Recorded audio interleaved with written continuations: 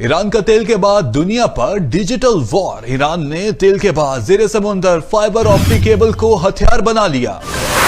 Iran ने दुनिया के अहम तरीन बहरी रास्ते आबनाए हुर्मुज को सिर्फ तेल की गुजरगाह ही नहीं बल्कि डिजिटल ताकत के मरकज में तब्दील करने की तैयारी शुरू कर दी। ईरान हुकूमत एक ऐसे मुजव्वज़ा निजाम पर गौर कर रही है जिसके तहत आबनाए हुर्मुज से गुजरने वाली ज़ेरे समुंदर इंटरनेट केबल्स पर टोल टैक्स और खुसूसी इजाजतनामा लाजमी करार दिया जाएगा। मुमकिन फैसले ने आलमी टेली कम्युनिकेशन और टेक्नोलॉजी कंपनीज में तशवीश की लहर दौड़ा दी है, क्योंकि दुनिया भर के 99% से जायद बैन अल-अक़वामी इंटरनेट राब्ते इन्हीं ज़ेरे समुंदर केबल्स के जरिए मुमकिन होते हैं। रिपोर्ट के मुताबिक मुजव्वज़ा मंसूबे में गैर मुल्की कंपनीज पर यह शर्त भी आयद करने की तजवीज दी गई है कि वो ईरानी कवानीन और ज़वाबित के तहत काम करेंगे। आबनाए हुर्मुज से गुजरने वाली फाइबर ऑप्टिक केबल्स की मुरम्मत, निगरानी और देखभाल सिर्फ ईरानी कंपनीज के जरिए कराने की शिक भी शामिल की जा रही है।